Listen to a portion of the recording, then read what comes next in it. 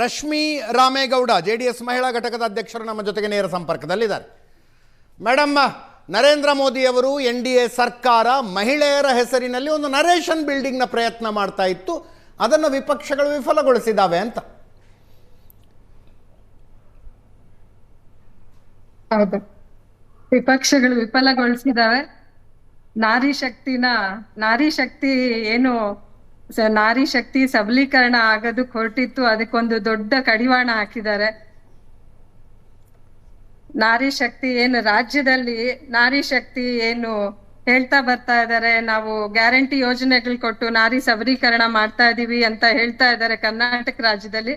ಅಲ್ಲಿ ನೋಡಿದ್ರೆ ಈ ಏನು ನರೇಂದ್ರ ಮೋದಿ ಅವರು ಇವತ್ತು ನಮ್ಮ ದೇವೇಗೌಡ ಅಪ್ಪಾಜಿ ಅವರ ಕೂಸು, ಕನಸಿನ ಕೂಸು ಏನು ದೇವೇಗೌಡ ಅಪ್ಪಾಜಿ ಅವರು ಪ್ರಧಾನ ಮಂತ್ರಿ ಆಗಿದ್ದಾಗ ಈ ಏನು ಬಿಲ್ ಪಾಸ್ ಮಾಡೋದಕ್ಕೆ ಹೊರಟಿದ್ರು 33% ರಿಸರ್ವೇಶನ್ದು. ಇವತ್ತಿನ ದಿವಸ ಅವರು ಅದನ್ನ ಆ ಕನಸನ್ನ ನನ್ಸ್ ಮಾಡೋದಕ್ಕೆ ಹೊರಟಿದ್ದಂತ ನರೇಂದ್ರ ಮೋದಿ ಅವರ ಏನು ಈ ಇದಕ್ಕೆ ಇವತ್ತಿನ ದಿವಸ ಕಾಂಗ್ರೆಸ್ ಏನ್ ಈಗ 2023ರಲ್ಲಿ ಮಹಿಳೆಯರಿಗೆ 33% ಮೀಸಲಾತಿ ಕೊಡಬೇಕು ಅನ್ನುವ ಆಲೋಚನೆ ಬಂದಾಗ ಪಾಸ್ ಮಾಡಲಾದ ಮಸೂದೆ ಸಂದರ್ಭದಲ್ಲಿದ್ದಂಥ ಯೋಚನೆನೇ ಬೇರೆ. ಅದು ಸಡನ್ಲಿ 2026ರಲ್ಲಿ ಯಾಕೆ ಚೇಂಜ್ ಆಯ್ತು?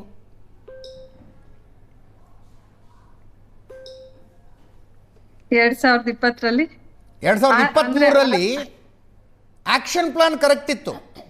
2026ರಲ್ಲಿ ಜನಗಣತಿ ಶುರುವಾಗುತ್ತೆ, ಜನಗಣತಿಯ ಸಂಖ್ಯೆಗಳ ಕೈಗೆ ಬಂದು ಡಿಲಿಮಿಟೇಷನ್ ಆದಮೇಲೆ ಮಹಿಳಾ ಮೀಸಲಾತಿ ಲಾಗೂ ಆಗುತ್ತೆ. ಅದರ ಅರ್ಥ 2034ರ ಎಲೆಕ್ಷನ್ನಲ್ಲಿ ಮಹಿಳಾ ಮೀಸಲಾತಿ ಜಾರಿ ಆಗುತ್ತೆ ಅಂತಿತ್ತಪ್ಪ. ಏಕಾಏಕಿ 2029ರ ಎಲೆಕ್ಷನ್ಗೆ ಮಾಡೋಣ ಅಂತ ಯಾಕೆ ಅನ್ನಿಸ್ತು? ಈ ಕೆಲವೊಂದು ಅತಂತ್ರ ಪರಿಸ್ಥಿತಿಗಳು ಕೆಲವೊಂದು ಇದ್ರಲ್ಲಿ ಅದು ಅವಾಗ ಮಾಡ್ಲಿಕ್ಕೆ ಆಗ್ಲಿಲ್ಲ. ಬಟ್ ಈಗ ಸಾಕಷ್ಟು ಸಮಯ ಆಯ್ತು 2029ಕ್ಕೆ, ಮತ್ತೆ ಒಳ್ಳೆ ನಮ್ಮ ಬೆಂಬಲನೂ ಇದೆ. ಅದು ನಾರಿ ಶಕ್ತಿ ಅಂದಾಗ, ಮಹಿಳಾ ಮೀಸಲಾತಿ ಅಂದಾಗ ಪ್ರತಿ ಪಕ್ಷನೂ ಪಕ್ಷಾತೀತವಾಗಿ ಎಲ್ಲಾ ಪಕ್ಷಗಳನ್ನ ಇದು ಮರೆತು ನಾರಿ ಸಬಲೀಕರಣಕ್ಕೆ ಎಲ್ಲಾರು ಒಗ್ಗೂಡಿಸ್ತಾರೆ ಅಂತ ಇದನ್ನ ಅವ್ರು ಮಾಡೋದಕ್ಕೆ ಹೊರಟ್ರು. ಆದ್ರೆ ಯಾವುದೇ ರೀತಿ ಏನು ಸ್ಪಂದನೆ ಸಿಗ್ಲಿಲ್ಲ ಬೇರೆ ಪಕ್ಷಗಳಿಂದ. ಏನ್ ದೇವೇಗೌಡ ಅಪ್ಪಾಜಿ ಅವರು ತಮ್ಗೆ ತಿಳಿದಿದ್ದಂಗೆ ಲೋಕಲ್ ಬಾಡಿ ಎಲೆಕ್ಷನ್ಸ್ ಅಲ್ಲಿ ಮೊದಲನೇ ವ್ಯಕ್ತಿ, ಏಕೈಕ ವ್ಯಕ್ತಿ ಮುಖ್ಯಮಂತ್ರಿ ಆಗಿದ್ದಾಗ ತಮಗ್ ಗೊತ್ತಿದೆ ಲೋಕಲ್ ಬಾಡಿ ZP ಎಲ್ಲಾದ್ರಲ್ಲೂ ಮೀಸಲಾತಿ ತಂದ್ಕೊಟ್ರು, 33% ಮೀಸಲಾತಿ ತಂದ್ಕೊಟ್ರು. ಅಂದಿನ ರಾಜೀವ್ ಗಾಂಧಿ ಅವರು ಇದರಿಂದ ಇನ್ಫ್ಲೂಯೆನ್ಸ್ ಆಗಿದ್ರು ಸರ್. ರಾಜೀವ್ ಗಾಂಧಿ ಅವರು ಇನ್ಫ್ಲೂಯೆನ್ಸ್ ಆಗಿದ್ರು. ರಶ್ಮಿ ಮೇಡಮ್ ಮಾತಾಡ್ತೀನಿ ಅಂತ ಒಂದೇ ನಿಮಿಷ. ಸೋನಿಯಾ ಗಾಂಧಿ ಅವರನ್ನ, ಪ್ರಿಯಾಂಕಾ ಗಾಂಧಿ ಅವರನ್ನ ಟಾರ್ಗೆಟ್ ಮಾಡಿ ಮೇಡಮ್ ಮಾತಾಡಿದ್ರು. ಇದು ನಮ್ಗೆ ಅಭ್ಯಾಸ ಆಗಿದೆ ಶ್ರೀಮತಿ ಇಂದಿರಾ ಗಾಂಧಿ ಅವರ ಕಾಲದಿಂದಲೂ ಕೂಡ. ಆದರೆ ಮೀರಾ ಕುಮಾರ್ ಅವರಂತಹ ಒಬ್ಬ ಮೆರಿಟೋರಿಯಸ್ ಹೆಣ್ಮಗಳನ್ನ ಭಾರತದ ಲೋಕಸಭೆಯ ಸ್ಪೀಕರ್ ಮಾಡಿದಂಥದ್ದು ಕಾಂಗ್ರೆಸ್ ಪಾರ್ಟಿ. ಅದಾದ್ಮೇಲೆ ಪ್ರತಿಭಾ ಪಾಟೀಲ್ ಅನ್ನುವಂತ ಮತ್ತೊಬ್ಬ ತಾಯಿಯನ್ನ ಈ ದೇಶದ ರಾಷ್ಟ್ರಪತಿ ಮಾಡಿದ್ದು ಕಾಂಗ್ರೆಸ್ ಪಾರ್ಟಿ, ಸೋನಿಯಾ ಗಾಂಧಿ ಅವರು. ಹೇಳ್ಬೇಕು, ಸ್ವಲ್ಪ ಮರ್ತೋಗ್ಬಿಡ್ತಾರೆ. ಸುಷ್ಮಾ ಸ್ವರಾಜ್ ಅಂತಹ ದೇಶ ಕಂಡ ಒಬ್ಬ ಅಪ್ರತಿಮ ಸಂಸದೀಯ ಪಟು, ಎಷ್ಟೊಂದು ವರ್ಷ ದುಡಿದಂತವರನ್ನ ಪ್ರತಿಪಕ್ಷದ ನಾಯಕರು ಮಾಡ್ಲಿಲ್ಲ ನೀವು. ನಿಮಗೆ ಮಾತಾಡುವ ನೈತಿಕತೆ ಇಲ್ಲ, ಅದಷ್ಟಕ್ಕೆ ಬಿಟ್ಬಿಡೋಣ. ಇನ್ನು ಒಂದ್ ನಿಮಿಷ ಈಗ ಪುರುಷ ಮನಸ್ಥಿತಿ ಅಥವಾ ಇವರಿಗೆ ಸುಲಭವಾಗಿ ಇದು ನೆರೇಟಿವ್ಸ್ ಮೊದಲೇ ಬಿಲ್ಡಪ್ ಮಾಡಿದ್ದಾರೆ. ನಾನು ನೋಡ್ತಾ ಇದ್ದೀನಿ ವಿಜುವಲ್ಸ್ ಅನ್ನ. ಈ ಪ್ರೊಟೆಸ್ಟ್ನ ರೀತಿ, ಡೈಲಾಗು ಇಡೀ ಭಾರತದಾದ್ಯಂತ ಇವೆಲ್ಲವೂ ಫ್ರೀ ಫಿಕ್ಸ್ಡ್. ಇದು ಒಂದು ನೆಪ.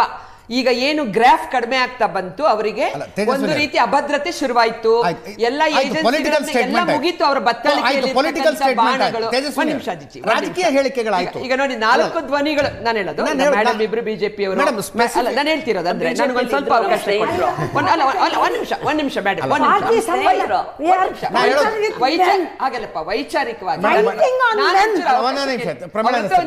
ಡಿಬೇಟ್ ಶುರುವಾಗಿ 35 ನಿಮಿಷ ಆಗಿದೆ. ರಾಜಕೀಯ ಹೇಳಿಕೆಗಳು ಬಂದು ತಥ್ಯ ಮೇಲೆ ಸ್ವಲ್ಪ ಮಾತಾಡೋಣ ಅಂತ ಅವ್ರಿಗೂ ಕೇಳಲಿಲ್ವಾ? ನಾವೀಗ ಈಗ ನಿಮ್ಮ ವಿರುದ್ಧ ಕೂತ್ಕೊಂಡು ಅವ್ರಿಗೂ ಕೇಳಲಿಲ್ವಾ?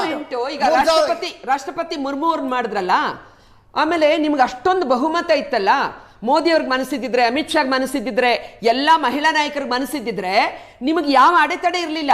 23ಕ್ಕೆ ನೋಡಿ ಅನಂತಕುಮಾರ್ ಅವರಿದ್ರು, ಎಷ್ಟು ಚೆನ್ನಾಗಿ ಸಂಸದೀಯ, ಹೌದು, ಒಳಗಡೆ ಒಂದು ದೇಶಕ್ಕೆ ಸಂಬಂಧಪಟ್ಟಂತ ಕಮಿಟ್ಮೆಂಟ್ ಇರ್ತಕ್ಕಂಥ ಬಿಲ್ ಪಾಸ್ ಆಗ್ಬೇಕಾದ್ರೆ ಮಾತುಕತೆ ಅದೊಂದು ಆರ್ಟ್. ಅದೇ ರೀತಿ ಗುಲಾಂ ನಬಿ ಆಜಾದ್ ಇದ್ರು, ಪ್ರಮೋದ್ ಮಹಾಜನ್ ಇದ್ರು, ಮುನ್ಷಿ ಅವರಿದ್ರು. ಮುನ್ಷಿ ಅಲ್ಲ ಇರ್ಲಿ, ಸ್ಪೆಸಿಫಿಕ್ ಪ್ರಶ್ನೆ ಕೇಳ್ತಾ ಇದ್ದೀನಿ. 2029 ಲೋಕಸಭಾ ಚುನಾವಣೆಗಳು ಮುಗಿದಾಗ 280 ಜನ ಮಹಿಳೆಯರು ಸಂಸದರಾಗಿ ಲೋಕಸಭೆಯಲ್ಲಿರುವ ಅವಕಾಶ ಇತ್ತು, ಸಂಸತ್ತಿನಲ್ಲಿರುವ ಅವಕಾಶ ಇತ್ತು, ಅದನ್ನ ಯಾಕೆ ನಿಲ್ಸಿದ್ರಿ? 280 ಜನ ಮಹಿಳೆಯರು ಯಾರೋ ಹೇಳಿದ ತಾಳಕ್ಕೆ ಕುಣಿಯುವಂತಹ ಆ ರೀತಿ ಬರಬಾರ್ದು. ಪ್ರತಿಯೊಂದು ಪ್ರದೇಶದಿಂದ ಪ್ರತಿಯೊಂದು ಜಾತಿ ಗಣತಿ ಮತ್ತು ಜನಗಣತಿ ಆಗಲೇಬೇಕು. ಈಗ ಹಿಂದಿನಿಂದ ಹಾಗೆ ತಾನೇ ನಡೆದಿತ್ತು. ಪ್ರತಿ ಸಾರ್ವತ್ರಿಕ ಚುನಾವಣೆಗಿಂತ ಮುಂಚೆ ಜನಗಣತಿ ಆಗ್ತಾ ಇತ್ತು, ಆ ನಂತರ ತಾವು ಮೊದಲೇ ಅದನ್ನ ಉಲ್ಲೇಖ ಮಾಡಿದ್ರಿ ಪ್ರಶಾಂತ್ ಅವರು. ತಾವು ಈಗೇನ್ ಪ್ರಾಬ್ಲಮ್, ನಿಮ್ಗೆ ಏನ್ ಅಭದ್ರತೆ ಕಾಡ್ತಾ ಇದೆ?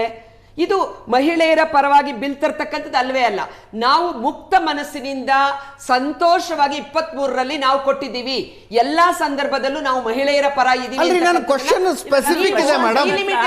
ಈ ಸಲ ಲೋಕಸಭಾ ಚುನಾವಣೆಗಳು ಬಂದಾಗ 280 ಜನ ಮಹಿಳಾ ರಿಸರ್ವ್ಡ್ ಕಾನ್ಸ್ಟಿಟ್ಯೂಯೆನ್ಸೀಸ್ ಇರ್ತಿತ್ತು.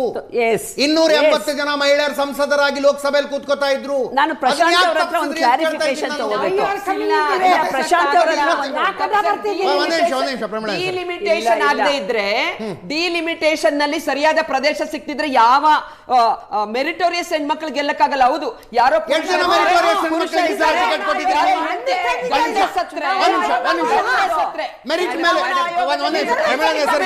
ನೇಸರ್ಗಿ ಅವರೇ ನಮ್ಮ ಬಗ್ಗೆ ಕಮೆಂಟ್ ಮಾಡಬೇಡಿ, ತಮ್ಮ ಅಭಿಪ್ರಾಯಗಳನ್ನು ಹೇಳಿ. ಕಮೆಂಟ್ ಮಾಡಬೇಡಿ, ಅಭಿಪ್ರಾಯ ನಿಮ್ಮದು, ನನ್ನ ಅಭಿಪ್ರಾಯ ಗೌರವ. ತೇಜಸ್ವಿನಿ ಅವರೇ, ಮೇಡಮ್ ಒಂದು ನಿಮಿಷ. ಸಾಮಾಜಿಕ ಸುಧಾರಣೆಗಳನ್ನ ತರಬೇಕಾದ್ರೆ 77 ವರ್ಷ ಆದ್ರೂ ಕೂಡ ಇವತ್ತಿಗೂ SC ದೌರ್ಜನ್ಯ, ಮಹಿಳೆಯರ ಡೊಮೆಸ್ಟಿಕ್ ವೈಲೆನ್ಸ್ ಮೇಲೆ ಯಾಕೆ ಬಂತು? ಅಂದ್ರೆ ಅಜಿತ್, ಮೆರಿಟೋರಿಯಸ್ ಹೆಣ್ಣು ಮಕ್ಕಳ ಬಗ್ಗೆ ಮಾತಾಡ್ತಾ ಇದ್ರಿ. ಮೆರಿಟೋರಿಯಸ್ ಹೆಣ್ಣು ಮಕ್ಕಳ ಬಗ್ಗೆ ಮಾತಾಡ್ತಾ ಇದ್ರಿ. 2024 ಲೋಕಸಭಾ ಚುನಾವಣೆಯಲ್ಲಿ ಎಷ್ಟು ಜನ ಮೆರಿಟೋರಿಯಸ್ ಹೆಣ್ಣು ಮಕ್ಕಳಿಗೆ ತಾವು ಟಿಕೆಟ್ ಕೊಟ್ಟಿದ್ರಿ? ತಮ್ಮ ಪಕ್ಷದಿಂದ ಟಿಕೆಟ್ ಅಜಿತ್, ನಾನು ಕಾಂಗ್ರೆಸ್ ಅದರಿಂದ ಅಜಿತ್, ನಾನು ಇದನ್ನ ನನ್ನ ಪಾರ್ಟಿ ಹೊರತು ಅಂತ ಹೇಳಲ್ಲ. ಇವತ್ತು ಚುನಾವಣೆಯ ಪದ್ಧತಿಯನ್ನ ಕೊಟ್ಟಿಲ್ಲ,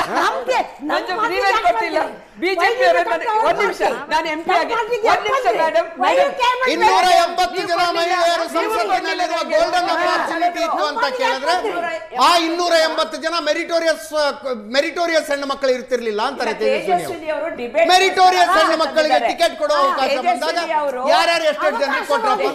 ಅಜಿತ್, ತೇಜಸ್ವಿನಿ ಅವರು ಮೆರಿಟೋರಿಯಸ್ ತಗೊಂಡು ಬಂದಿಲ್ಲ. ಮೇಡಮ್ ಅವಕಾಶವಾದಿ ಇವತ್ತು ಆತ್ಮವಂಚನೆ ಮಾಡ್ಕೊಳ್ತಕ್ಕಂಥವರು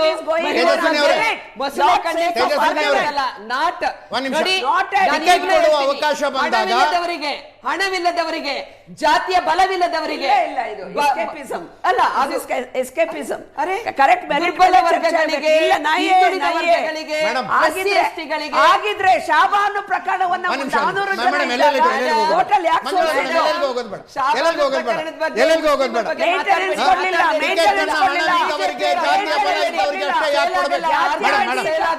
ನಾವು ವಿಷಯಕ್ಕೆ ಬರೋಣ ದಯವಿಟ್ಟು. ಇಲ್ಲಿ SS ಮಲ್ಲಿಕಾರ್ಜುನ್ ಅವರ ಪತ್ನಿಗೆ ಟಿಕೆಟ್ ಕೊಡಲಾಗುತ್ತೆ ದಾವಣಗೆರೆಯಲ್ಲಿ. ಹಣ ಇರ್ಲಿಲ್ವಾ, ಜಾತಿ ಬಲ ಇರ್ಲಿಲ್ವಾ? ಸತೀಶ್ ಜಾರಕಿಹೊಳಿ ಅವರ ಮಗಳಿಗೆ ಟಿಕೆಟ್ ಕೊಡ್ತೀರಿ, ಹಣ ಇರ್ಲಿಲ್ವಾ, ಜಾತಿ ಇರ್ಲಿಲ್ವಾ? ಶಿವಾನಂದ ಪಾಟೀಲ್ ಅವರ ಮಗಳಿಗೆ ಕೊಡ್ತೀರಿ. ಮೇಡಮ್ ಅವರು ಮಹಿಳೆ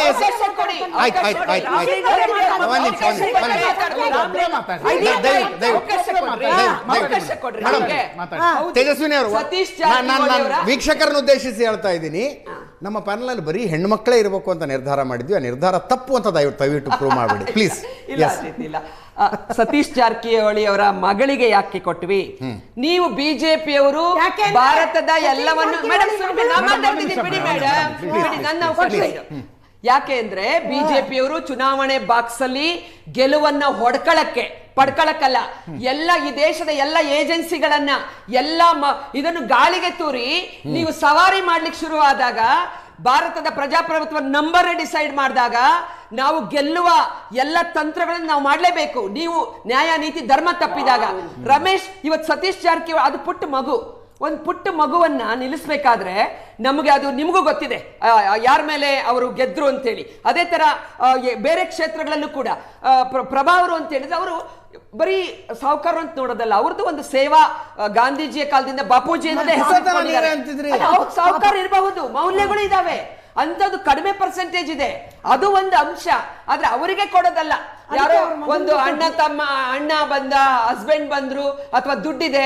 ಇವತ್ತು ಮಾರ್ಕೆಟಿಂಗ್ ಎಲ್ಲ ಬಿಸಿನೆಸ್ ಮನ್ಗಳಿಗೆ ಅಥವಾ ಒಂದು ಬೇರೆ ರೀತಿ ಪ್ರಭಾವ ಇರ್ತಕ್ಕಂಥವ್ರಿಗೆ ಪ್ರಜಾಪ್ರಭುತ್ವದಲ್ಲಿ ಅವಕಾಶ ಹೆಚ್ಚು ಸಿಗ್ತಾ ಇದೆ. ಎಲ್ಲ ಪಾರ್ಟಿಗಳು ಇದನ್ನ ಫೈಟ್ ಮಾಡ್ಬೇಕು ಅಜಿತ್. ನಾನು ಹೇಳೋದು ನನ್ನ ಪಾರ್ಟಿ ಅಂತಲ್ಲ, ನಮ್ಮ ಪಾರ್ಟಿಯಲ್ಲೂ ಇದೆ, ನಾನು ಇಲ್ಲ ಅಂತ ನಾನು ಹೇಳೋದಿಲ್ಲ. ನೇರವಾದ ಉತ್ತರ ಕೊಡ್ಲಿಲ್ಲ. 280 ಜನ ಮಹಿಳೆಯರು ಸಂಸದರಾಗುವ ಅವಕಾಶ ಈ 2029 ಚುನಾವಣೆಯಲ್ಲಿ ಇತ್ತು, ಅದನ್ನ ಯಾಕೆ ತಪ್ಪಿಸಿದ್ರಿ? ಇಲ್ಲ, ಈಗ ನಮ್ಮಂತವ್ರಿಗೆಲ್ಲ ನಾನು MP ಆದೆ, ಹೇಗೆ ಅವಕಾಶ ಕೊಟ್ಟಿದ್ರಿಂದ ಅಲ್ವಾ? ಅವಕಾಶ ಒಂದು ನ್ಯಾಷನಲ್ ಪಾರ್ಟಿ, ನಿಮಗೆ ಸಿಕ್ಕ ಅವಕಾಶ ಬೇರೆ ಹೆಣ್ಮಕ್ಳಿಗೆ ಸಿಗಬಾರ್ದಾ? ತುಂಬಾ ಮಾತಾಡ್ತಾ ಇದ್ರು, ಅವಕಾಶ ಯಾಕೆ ಕೊಡಲ್ಲ ಮೆರಿಟೋರಿಯಸ್ ಹೆಣ್ಮಕ್ಳಿಗೆ? ಇಷ್ಟು ಮಾತಾಡ್ತಾರಲ್ಲ, ನಾನೇ ಇಲ್ಲಿ ಕೂತಿದ್ದೀನಿ, ಯಾಕೆ ಕೊಡಲ್ಲ? ಮಾತಾಡಕ್ ಹೋದ್ರೆ 1 to 1 ಮಾತಾಡಕ್ ಹೋದ್ರೆ ತುಂಬಾ ಇರ್ತದೆ. ಬೇಡ, ನಾನು ಎಲ್ಲೇ ಇದ್ರು ಫೈಟರ್. ನಾವು ಧ್ವನಿ ಇಲ್ಲದವರ ಪರವಾಗಿ ಮತ್ತೆ ಎಲ್ಲರಿಗೂ ಅವಕಾಶ, ಮಂಜುಗೂ ಫೈಟ್ ಮಾಡಿದ್ದೀನಿ ನಾನು. ಭದ್ರಾವತಿನಲ್ಲಿ ಹೆಣ್ಮಗಳು MLA ಆಗ್ಬೇಕು ಅಂತ ಹೇಳಿ, ಯಾಕಂದ್ರೆ ಯಾವ ಪಾರ್ಟಿ ಅಂತಲ್ಲ, ಹೆಣ್ಣು ಮಕ್ಕಳ ವಿಚಾರ ಬಂದಾಗ ಪಕ್ಷದ ಅನ್ಫಾರ್ಚುನೇಟ್ಲಿ ಈ ಪ್ರಶ್ನೆಯನ್ನ ಇವತ್ತಿನ ಪ್ಯಾನಲ್ ನಲ್ಲಿ ತೇಜಸ್ವಿನಿ ಗೌಡ ಅವರು ಬಿಟ್ಟು ಬೇರೆ ಯಾರಿಗೂ ಕೇಳಕ್ಕಾಗಲ್ಲ. 280 ಜನ ಮಹಿಳೆಯರು ಸಂಸದರಾಗಿ ಸಂಸತ್ತಿಗೆ ಹೋಗುವ ಅವಕಾಶ ಈ ಚುನಾವಣೆ. ಮಹಿಳಾ ಮೀಸಲಾತಿಗೆ ವಿರೋಧಿಗಳಲ್ಲ. ನಿಮ್ಮ ಉದ್ದೇಶ ಮಹಿಳಾ ಮೀಸಲಾತಿ ತರುವುದು ಆಗಿರಲಿಲ್ಲ. ನೆಪಕ್ಕೋಸ್ಕರ ಡಿಲಿಮಿಟೇಷನ್ ತರುವ ಕೆಟ್ಟ ಉದ್ದೇಶದಿಂದ ಇದನ್ನ ನೆಪ ಇಟ್ಕೊಂಡು ಇದನ್ನೊಂದು ಇಶ್ಯೂ ಮಾಡ್ಬೇಕು ಅಂತ ಮಾಡಿದ್ರಿ. ಇದರಲ್ಲಿ ನಿಮಗೆ ಯಶಸ್ಸು ಸಿಗಲ್ಲ.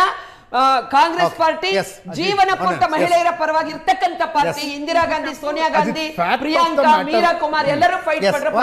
ಫ್ಯಾಕ್ಟ್ ಆಫ್ ದ ಮ್ಯಾಟರ್ ಏನಂದ್ರೆ, ದೇಶದ ಯಾವುದೇ ರಾಜಕೀಯ ಪಕ್ಷಗಳಿಗೆ, ಅದು ಕಾಂಗ್ರೆಸ್ ಇರಲಿ, BJP ಇರಲಿ, ಎಲ್ರಿಗೂ ಕೂಡ ಪ್ರೆಸೆಂಟ್ ಸೀಟ್ನಲ್ಲಿ ಮಹಿಳಾ ಮೀಸಲಾತಿಯನ್ನು ಕೊಡುವ ಮನಸ್ಸಿಲ್ಲ.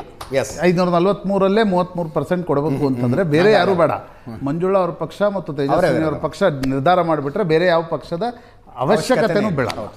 ಇಲ್ಲಿ ಸಮಸ್ಯೆ ಏನಾಗ್ತಿದೆ ಅಂತಂದರೆ, ಈ ದೇಶದಲ್ಲಿ ಹೆಂಗೆ ದಲಿತರ ಹೆಸರಿನಲ್ಲಿ ಪಾಲಿಟಿಕ್ಸ್ ನಡೀತು, ಈ ದೇಶದಲ್ಲಿ ಹೆಂಗೆ ಹಿಂದುಳಿದವರ ಹೆಸರಿನಲ್ಲಿ ಪಾಲಿಟಿಕ್ಸ್ ನಡೀತು, ಈ ದೇಶದಲ್ಲಿ ರೈತರ ಹೆಸರಿನಲ್ಲಿ ಕಾಂಪಿಟೇಟಿವ್ ಪಾಲಿಟಿಕ್ಸ್ ನಡೆಯುತ್ತೆ.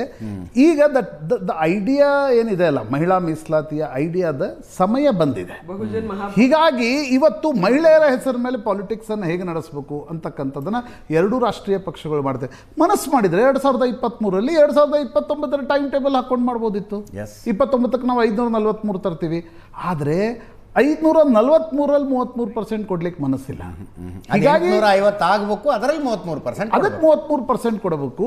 ಮೋದಿ ಸರ್ಕಾರಕ್ಕೆ ಅನ್ಸಿತ್ತು 34ರವರೆಗೆ ಯಾಕೆ ಕಾಯೋದು, ಡಿಲಿಮಿಟೇಷನ್ ಮಾಡ್ಕೊಂಡು ಈಗಲೇ ಮಹಿಳೆಯರ ಕೊಟ್ಬಿಟ್ರೆ ನಮಗೆ 2029ರಲ್ಲಿ ಹೊಸದಾಗಿ ಲಾಭ ಅದಕ್ಕೆ ಅಮಿತ್ ಶಾ ಅವರು ಬರಬೇಕು ಅಂತಾನೋ ಇನ್ನೊಬ್ಬರು.